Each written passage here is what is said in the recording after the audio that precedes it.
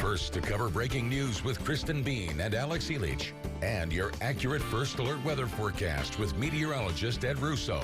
You're watching WSBT-22 First in the Morning, Saturday. Today is not just your average Saturday. It's National Adopt a Shelter Pet Day. It's an unofficial holiday aimed at bringing awareness to some of the great cats and dogs at our local shelters. And this morning we're joined by Amber Wolfe-Salle, a volunteer at the Humane Society of Elkhart County. She brought along Magron with her. And Amber, what's really the big point of this holiday? Basically, it's just to let people know that, you don't have to go to a pet store. You don't have to go to a breeder.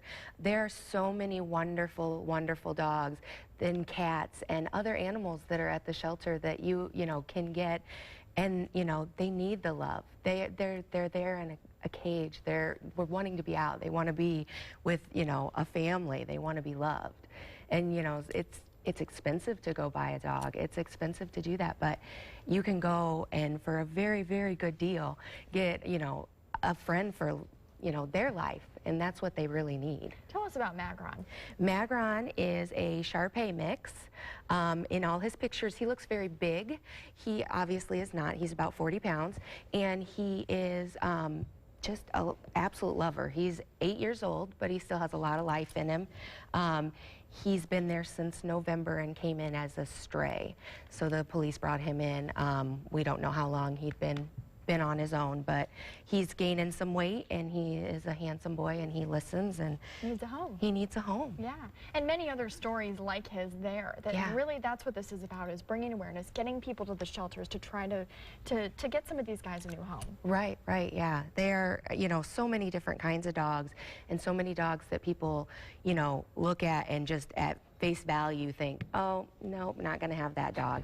And as you can see, he is just.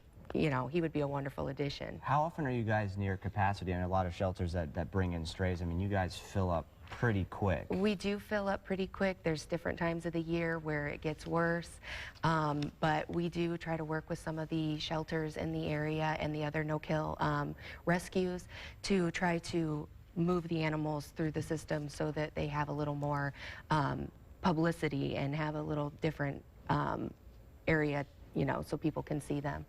So it's nice because we do work with the shelters and the other area rescues.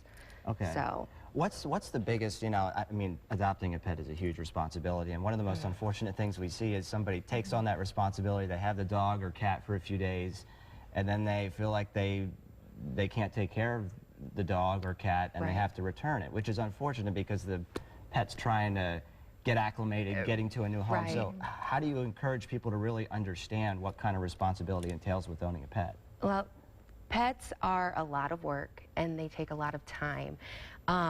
You really just need to research what dogs or cats or any animal you're getting. You need to research what all is entailed. Having a pet is not necessarily a cheap thing. There's vets, there's food, there's all kinds of stuff, but you really need to make sure you have enough time for the animal is the biggest thing. Animals need exercise, animals need love, and if they're going to be in a cage all day and no one around, it's really hard to, for them as well as for you, because they're just not getting that attention, and then they act up. Yeah. And the shelter opens at 11 today. It's located in Bristol, and it's a perfect day for it, Ed. I mean, really, because we're going to see some rain. Perfect day to come inside and meet some pets. Yeah.